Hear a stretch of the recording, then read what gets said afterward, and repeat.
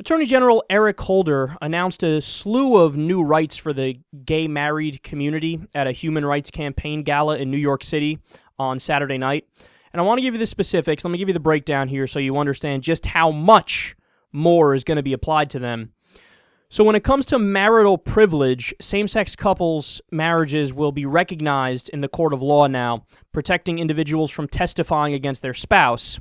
That's something that previously only applied to straight couples. Now it applies to gay couples as well. When it comes to bankruptcy, now married same-sex couples will be eligible to file for bankruptcy jointly with the same responsibilities of other married couples.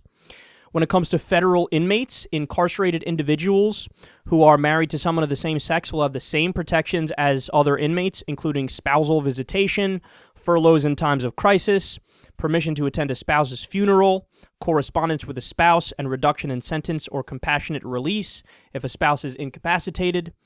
When it comes to survivor benefits, the same-sex spouses of public safety officers will be entitled to the same death benefits as other spouses and are also eligible for specific program benefits like the Radiation Exposure Compensation Program and the September 11th Victim Compensation Fund.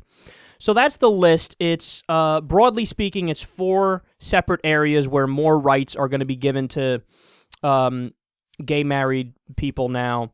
But it's also within those 4 subjects there's a wide array of different rights that are going to be granted now. So this is absolutely an overwhelmingly positive step in the right direction. There's no doubt about that. But here's my concern, and this is something that not a lot of people are talking about, but it should be talked about because it's very important.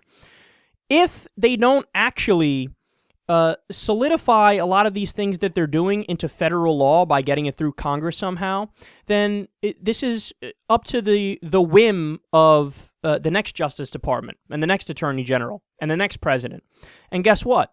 If, for whatever reason, President Paul Ryan gets in there, or Marco Rubio, or just whenever we have the next Republican president, it is inevitable that at some point in the future there will be another Republican president. Well, that's a problem, man. It's a problem because then they could just change this the drop of a pin and say, yeah, well, we don't agree with that, so now we're going to go in this direction. So the way to actually do this, and this gets to, it's the same point I bring up every time we have this conversation.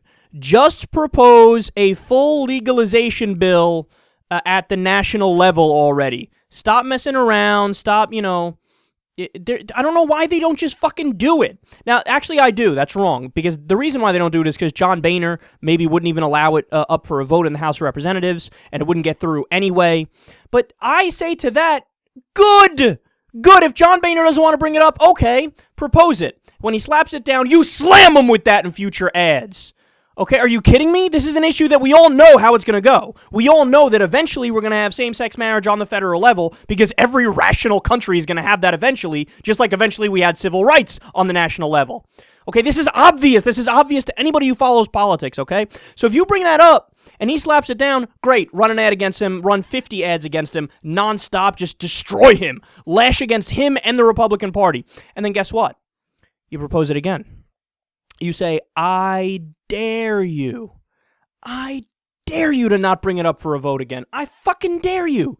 Go ahead. Don't bring it up for a vote. Watch what happens. You think last time was bad? We'll make it even worse this time.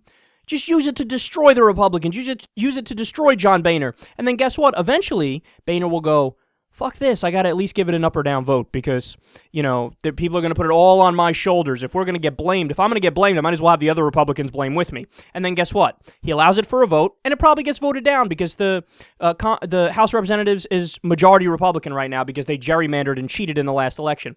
But guess what? That's fine because then you show them that vote number and you stick it in their face from now until the end of time. Because guess what? Whether they vote against it once, twice, or 43 times, the more the merrier for future elections. Because then, wall-to-wall Democratic victories down the road.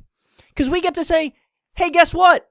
We are not the idiots here. You see these guys across the aisle? They are the idiots who voted against equal rights for people. Okay? They voted against equal rights. That's not a debatable issue. If you want to debate, hey, we'll debate the tax code, we'll debate, what the proper level of spending for this social safety net program is or that one, that's fine. And there's reasonable area for disagreement there. It's not debatable to give everybody equal rights. I mean, that's ridiculous, right? So the more they vote against it, the more you should be emboldened, the more you should run ads against them, the more you should use it to slam them in the future elections and destroy them in the future elections. We all know what's going to happen with gay rights. It's just a matter of how we're going to get there. Is it going to be the courts that do it? Is it going to be, they fall like dominoes at a state-by-state level? Or is the federal government finally going to grow some fucking balls? Are the Democrats finally going to grow some fucking balls and say, hey, why are we actually wasting our time on this? Why are we actually just sitting here with our thumbs up our asses while, gay people around the country don't have equal rights? They may have rights in New York. They may have rights in Hawaii, but they don't have rights in Mississippi or Louisiana. And guess what? They deserve it in those states. So fight for them. It's not that hard to fucking fight a little bit. I don't know why they don't do it, man. I don't understand. Oh, it's too hard. We have other things on our plate. We're not going to get it through anyway. The fucking Republicans care. They knew they weren't going to win on this. But they cared enough because it's a principle of theirs that we don't like Obamacare. So guess what? They try to vote against it 47 times. 47 times!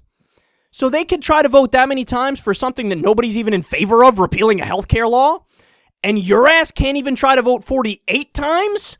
Never mind that, you won't even try to vote once to do something that 58% of the American public is behind you for. How weak are you?